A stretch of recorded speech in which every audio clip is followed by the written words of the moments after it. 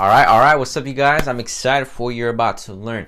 So it's your boy Augustine Cortez. You're here because you want to obtain awareness about awareness. And I'm gonna do a little bit mix up. I'm just gonna give you a direct book summary of one of the most classical books you can ever read, whether you're an entrepreneur or just want to become successful in an area. Sam Walton, the creator of Walmart, right? If you can emulate anybody's success, it's best to go to the top, see their principles, see how their mind works, and essentially pick out any golden nuggets that you can to bring into your character. Okay, so I'm going to give you some of my favorite things that Sam Walton did, said, and his principles. This was one of the first books I read when I got into entrepreneurship, and it's essentially one that really transformed my life. I can relate a lot to it, and I'm just excited to share this information with you. And stay to the end. I got a tremendously exciting announcement. Okay, so Sam Walton, I don't know if you ever shop at Walmart. You know, it's kind of lost its reputation, but at one point Walmart was the Walmart, tremendously powerful, a titan, almost a monopoly, and it was just scaling, growing, taking over the world. And Sam Walton has a very interesting story because he's pretty much a rags to riches. Sam Walton grew up in, I think, Arlington, Arkansas out of all places, and he was just pretty much a normal guy. Actually, he was not so normal. He has something called the positive compound effect, which this is kind of off topic, but I want to share this with you because it's very interesting. I think Malcolm Gladwell breaks down this concept. So the positive compound effect is when you have certain features that just start benefiting you, and then that benefit grows bigger and bigger, and then more and more benefits start happening. So Sam Walton had some positive compound effects. One was he was pretty good looking, so his confidence was pretty good from as a kid, right? But he also was forced to work as a kid, and this gave him a perception to view the value of a dollar. I'll explain that later. So he was confident. He had a good He had a good work ethic, and for the example, in high school, he was popular, so he was social. His confidence was more boosted. He was the quarterback of the high school. He was like a star. He was really good. I don't think he lost or like he had some crazy story. So his confidence, you could just imagine, good looking, confident, social, beast at sports. So this guy has everything going for him. So where the positive compound effect is, he has all this momentum. Everything's pretty much in his favor, so he's not scared to take action. He's not scared to go out there because he knows with his confidence that he can make it happen. This happens a lot with good-looking people. There's something called the halo effect, and by human nature, we subconsciously view attractive people to be more trustworthy, warmer, smarter, more authoritative. But in reality, it might not be. We just kind of fall for that illusion. So this compound effect, Sam Walton had that. Pretty much everything he did was great, was solid. He was just good and good. And he started up his store. He's like, I want to be an entrepreneur. So he started his store. And Sam Walton, he was a fascinating guy. I'll break down one of the key principles of his perspective. But what he did is he opened this store. You know, he had his compound effect, and it was going pretty good. But what differentiated Sam Walton, which is the first thing I'll explain, is,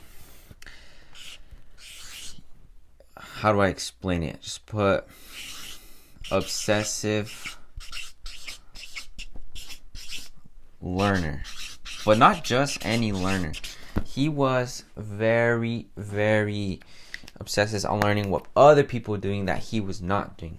This is where a lot of people modern day fall into. I fall into this as well. Is that our narcissism and our ego creates this mental barrier that, like, oh, what I'm doing is right. I don't care what they're doing. But Sam Walton wiped that out, and he's like, what are they doing? What are they doing that I'm not doing? He had that different framework, and he would go to his competitor's store. He saw that they were doing this. He saw that they had this on that shelf. So he's like, you know what? Let me do that. If they're doing that, let me do it too. And then he created that foundation, like copy what they're doing, or not copy, but use it for inspiration and be aware of what your competitor is doing. So he became an obsessive learner on finding out what everyone else is doing, and he was bringing it in. Nowadays, it's kind of funny. I'm literally wearing the shirt. It's called Funnel Hacker. Same thing. Russell Brunson, the guy from ClickFunnels, says, go out there, see what other people are doing, use it for inspiration, and just be an obsessive learner for your stuff. I've done the same thing. Sam Walton principle. When I see something that I want, like, oh, that's pretty cool, I want to do that, I go out there, see what everyone else is doing, and I'm like, you know what, let me use that for inspiration. Oh, I like that. Let me bring that to my part, right? So free information. You gotta go out there and see what other people are doing. You can't be this person like, I know everything. What I do is perfect. No, gotta wipe out that ego. Be an obsessive learner on whatever someone else is doing that you want, and emulate. Not emulate, but use it for inspiration. Second principle that was one of my favorites was, I said earlier, the value of $1.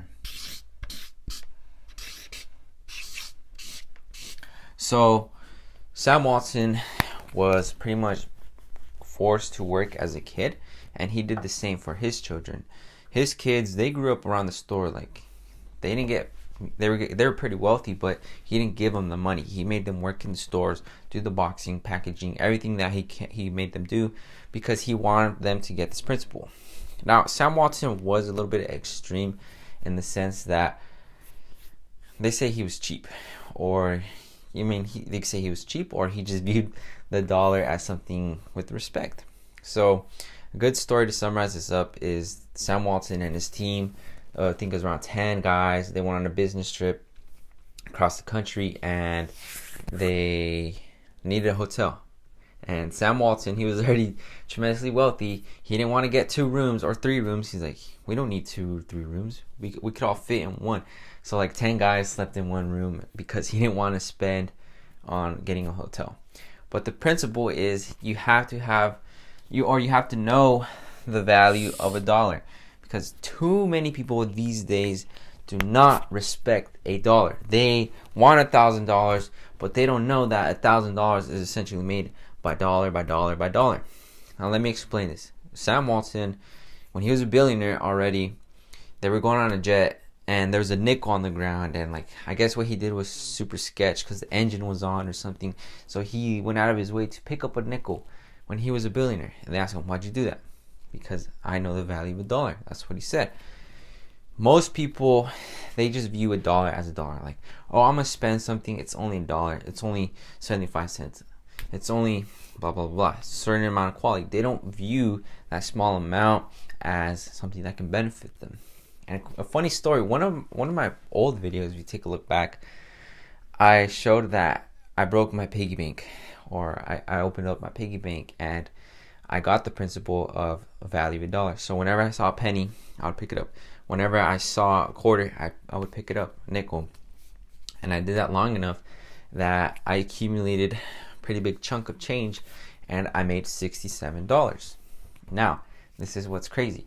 I made exactly $67. Not a cent more, not a cent less. But with that, I remember $67 is what changed my life forever. $67 was enough to buy Tai Lopez 67 steps. Now, 67 steps was one of the positive compounding things that happened in my life. And you see, I could have used that information of the principle of the value of $1, accumulate that chunk of change, invest it, and literally change my life forever. That's the value of $1. You'll be surprised how we let go of opportunities because we don't have the right perception upon things. And the third principle, I'll keep this video pretty short because I want to announce something at the end, is this one's more for business that I do, and I've, as an executive, as a business owner, a lot of responsibility comes to you because you're not told how to do things.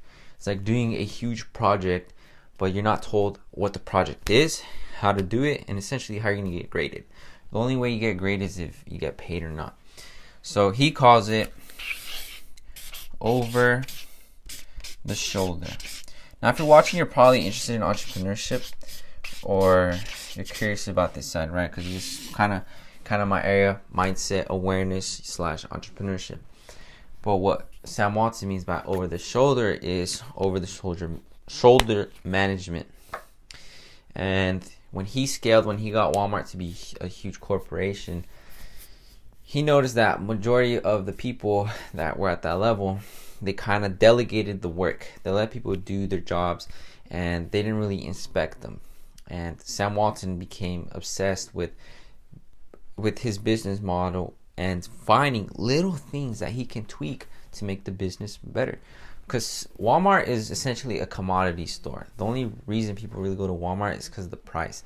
You can get toothpaste for $1, or you can get, something that's pretty cheap that you need at the best price. That's Walmart's differentiating point, the pricing. And Sam Walton became obsessed with over the shoulders to see how he can get lower cost. Like he was a pilot, and he would fly over these areas, and he would see, if I buy this land, I make a store here, the trucking route is going to be shorter, I can save on gas. Like he was to that point.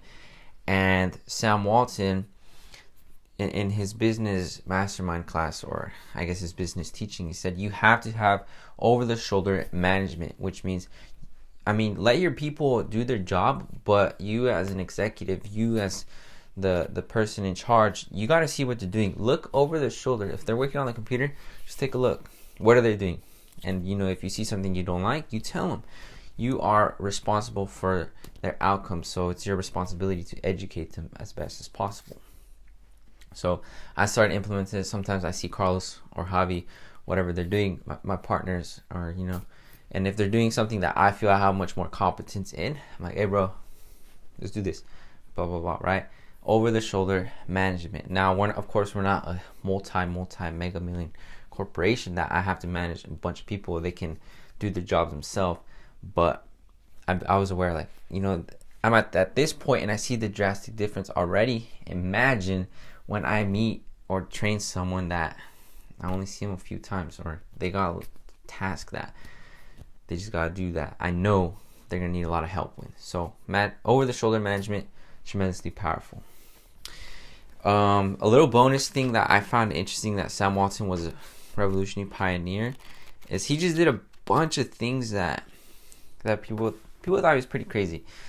He has a funny story that he went to Brazil, and he was checking out the markets, the supermarkets out there, and he was an obsessive learner. He literally got measuring tape and started measuring the aisles in Brazil. So people thought he was a crazy old man, so they sent him to jail, and his partners had to bail him out or whatever. And then they asked him, why'd you do that?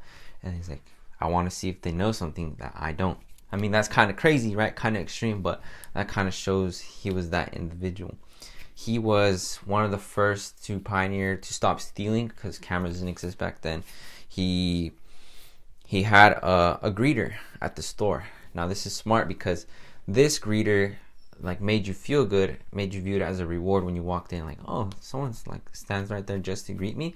But in reality, he put that person there to stop stealing, because stealing was pretty big, well, obviously much more common back then, because you would not get caught so easy. So the greeter, just by having someone there, it reduced the stealing by a tremendous amount.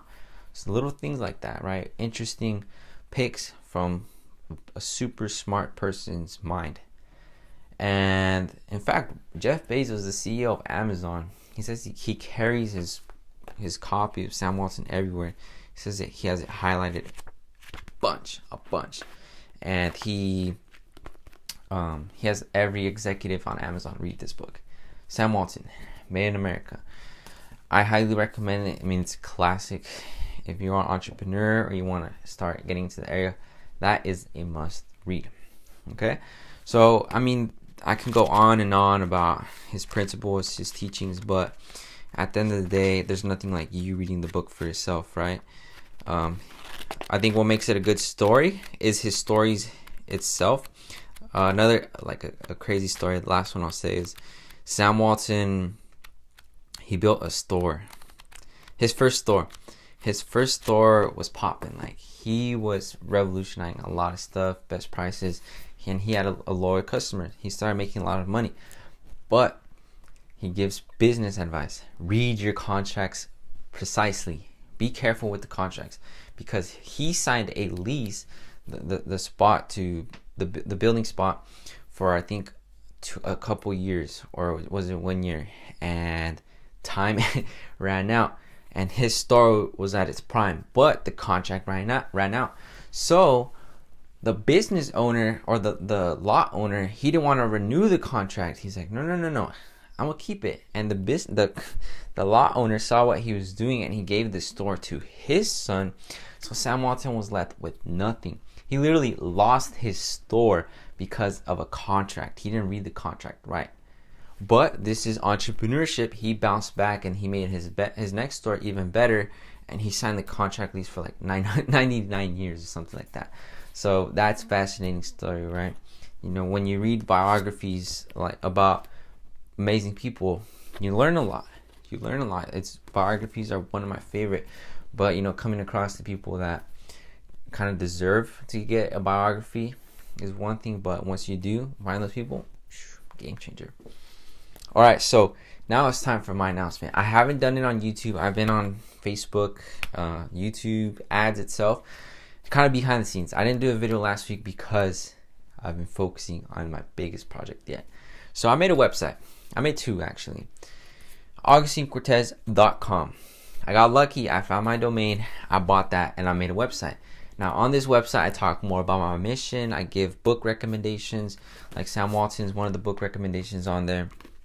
And I have, you know, personal information, more about building the personal brand online. But it's deeper than that. It's about essentially collecting the right people, creating the right environment, and the culture, which leads to the second part of the project, which is I wrote a book. I wrote a ebook, 60 pages. I paid someone, a lawyer, to edit it, proofread it. I paid someone for a 3D file image. I made ebook, 60 pages of the most important information I've ever read, I've ever come across, which was quantum physics, neurology, perception on time, and other chapters. Okay, I wrote it down, 60 pages. I made an ebook, and you can get it for free. Now, if you want this ebook, what you're gonna do is you could either go to AugustineCortez.com, and then you're gonna click Awaresion. It's on the top tab. Or you can go to www.awaresion.com. That's AWARETION.com. You got to put the www. Had some trouble with the domain hosting, but that's where you can get your free ebook. Okay? And then the next step from that is I made a curriculum for the cheat codes of life. Now, I'm not here to pitch. It's just I've broke down the cognitive biases, and these are the cheat codes of life. The reason you're viewing this is essentially because of a cognitive bias. So if you're not aware of this stuff, there's a great quote that says, if you walk in a room and do not know who the sucker is, you're the sucker. Okay? You got to be aware of these cognitive biases. They're so powerful. They are the cheat codes of life. So that's it, guys. That's my little announcement. Pretty excited. You know, if you're watching this means you are part of my small tribe. I know I don't get hundreds of views, thousands of views. I don't mind that. As a digital marketer, I can expand, use paid advertising to get the right people. But I appreciate you. You know, you're taking your time out of the day to watch this. I know it's just a few of you, but if we build the right culture, the right community, who knows how far we can go.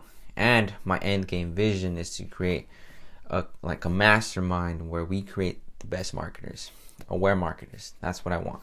We're going to create community, a culture that we are going to be the best marketers out there. Digital marketing. We are each going to make a killing online, and it's just going to be a freaking circle full of badasses. Okay, so that's the end game vision. That's where I'm at. Check it out. I highly recommend it. Remember, the ebook is completely free. All I ask is for your name and email. Okay, so check it out. Link will be below, and I'll see you on the other side. All right, thank you.